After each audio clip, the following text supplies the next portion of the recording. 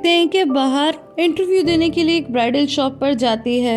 इसके बाद हमें दिखाया जाता है कि मिस्टर अनवर बहुत ही उदास एक पार्क में बैठे हैं और तभी वो आरिफ को कॉल करते हैं और कहते हैं कि आरिफ बेटा, क्या तुम मेरी सिलाई मशीन ला दोगे?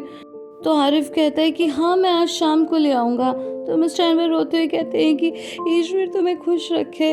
तो आरिफ कहता है कि क्या हुआ अनवर भाई, आप रो रहे हो? मुझे बताओ आप कहाँ पर हो, मैं आता हूँ। लेकिन मिस्टर अनवर कहते हैं कि मैं बहुत उदास हूँ, लेकिन रहने दो, तुम जब शाम को आओगे तभी हम इसके बारे में बात करेंगे। बस थोड़ा पल है, ये भी चले जाएंगे।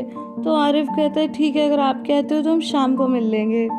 इसके बाद हम देखते हैं कि बाहर अपने घर को आती है, लेकिन वो अपने घर का दरवाज़ा खोलने के बजाय सीधा येलिस के घर जाती है और कहती है कि क्या मुझे कुछ कॉफ़ी पीने के लिए मिलेगी, मैं बात करना चाहती हूँ। तो वो खुशी खुशी अंदर बुलाती है और येलिस को वो गले से लगाती है। इसके बाद वो कहती है कि क्या ज़ेदा घर पर नहीं है? तो वो कहती है कि है। फिर ज़ेदा आती है तो कहती है मैं तुम्हें भी गले लगाना चाहती हूँ, और फिर बाहर उसे भी गले लगाती है। इसके बाद वो कहती है कि मैं तुम लोगों से एक बात कहना चाहती हूँ कि बहुत ही अजीब सी बात है, पर सार्प के बारे में ये सब जानने के बाद मुझे बहुत ही रिलीफ मिला है।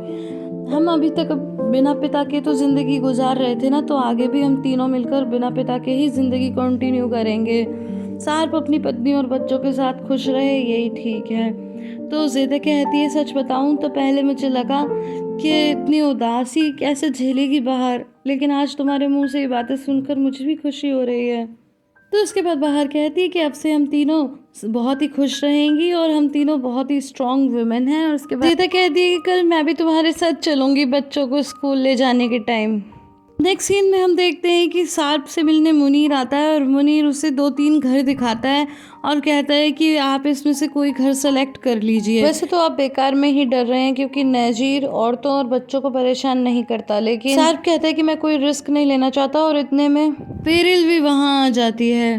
पूछती है कि क्या ये घर तुम बाहर और बच्चों के लिए देख रहे हो? तो सार्प कहता है कि हाँ। सीन में बाहर ज़ेदा के घर में नॉक करती है तो येलिस दरवाज़ा खोलती है, जिसे देखकर बाहर बोलती है कि आज तो तुम बहुत ही सुंदर लग रही हो। तो येलिस कहती है कि हाँ, आज मुझे जॉब इंटरव्यू के लिए जाना, तो मैंने सोचा कि क्यों ना मैं अच्छे से ड्रेसअप हो जाऊँ। तो फिर वो कहती है कि हाँ, तुमने सही किया। इतने में ज़ेदा वहाँ आ जाती है जिसने बहुत ही ज़्यादा मेकअप किया होता है। तो बाहर कहती है कि तुम बच्चों के स्कूल में ऐसे जाओगी क्या? तो कहती हाँ, बस मैं एक शूज़ और पहन लूँ। तो ज़ेदा शूज़ पहनने अंदर जाती है तो येलिस कहती है बाहर से कि अरे ये तो प्यामी के लिए तैयार हो रही है, जैसे कि प्यामी ने इसे पहले कभी देखा ही ना हो। लेकिन ये बात ज़ेदा सुन लेती है और कहती है कि क्या तुम उल्टी सीधी बातें कर रही हो, वो तो मैंने कई दिनों से मेकअप नहीं किया, इसलिए मैंने सोचा कि आज कर लूँ। इसके बाद बाहर कहती है कि ईश्वर करे हम दोनों ही अपने इंटरव्यू में सेलेक्ट हो जाए। इसके बाद वो लोग नीचे आ जाते हैं और प्यामी उन्हें ले जाने लगता है। प्यामी पूछता है बाहर से कि अब तुम्हारी तबीयत कैसी है, तुम ठीक हो? तो कहती है कि हाँ हाँ, अब तो मैं पहले से बेहतर हूँ।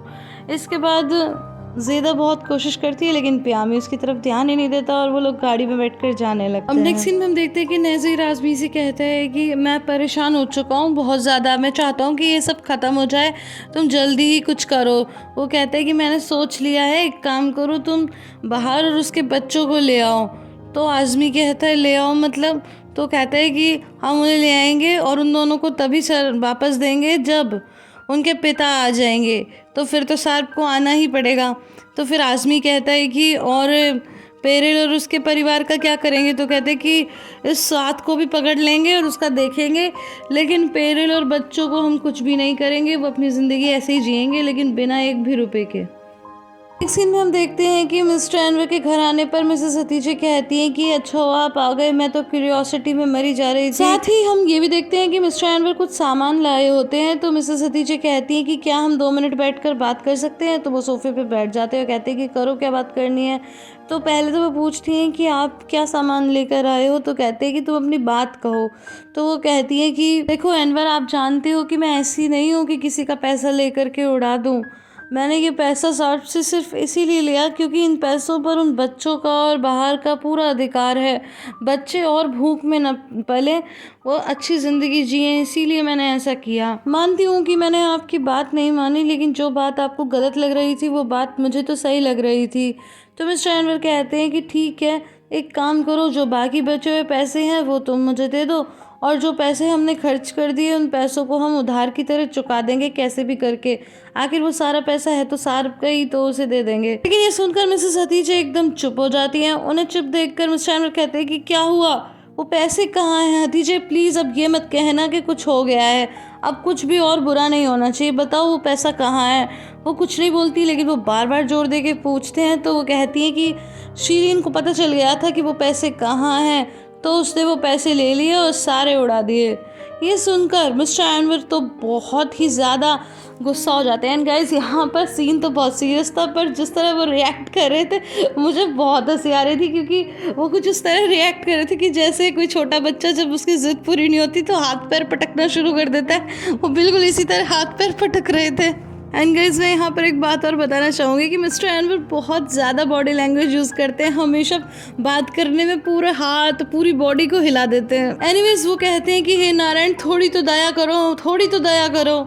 नेक्स्ट सीन में हम बाहर प्यामी और ज़ेदा को बच्चों के स्कूल में देखते हैं और निशान ज़ेदा से कहती है कि अरे दीदी, आप तो बहुत सुंदर लग रही हो। ये सुनकर ज़ेदा खुशी से उसे गले लगा लेती है और प्यामी भी बहुत खुश होता है बच्चों को देखकर।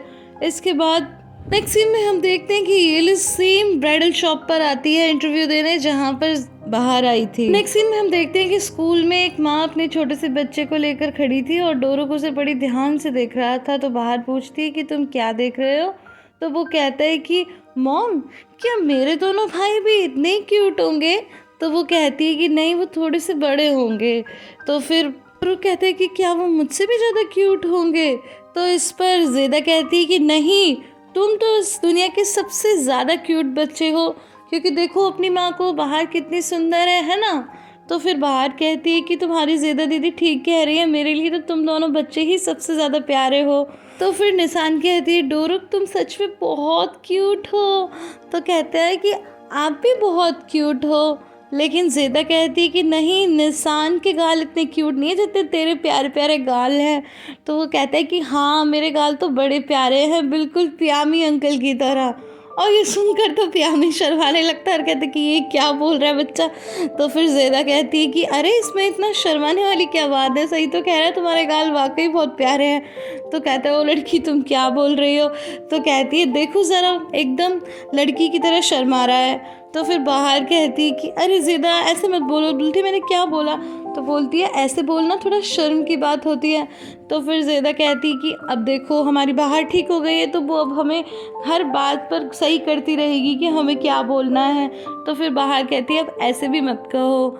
ज़ेदा कहती है अरे माय डियर, क्या हो गया अगर मैंने उससे ऐसे कह दिया कि वो लड़की जैसे कर रहा है? तो लड़कियां शर्माती हैं तो ऐसा करती ही है, हर कोई शर्माता तो है ही। फिर बाहर कहती है कि हाँ, ये तो सही है। नेक्स्ट सीन में हम देखते हैं कि मुनीर एक बार फिर से सार्प के घर में आता है। तो पेरिल कहती है अरे तुम अभी तो गए थे फिर आ गए? तो वो कहता है कि मिस्टर सार्प ने मुझसे मोबाइल मंगाया था तो वही देने आया हूँ। और ये भी बताता है कि एक मोबाइल उन्होंने बाहर के लिए भी मंगवाया है। गाड़ी वाले ने बताया कि उस दिन बाहर बहुत ज़्यादा डर गई थी और एकदम से उतरकर वो बहुत घबरा गई थी और चीख रही थी, गाड़ी के पीछे दौड़ रही थी।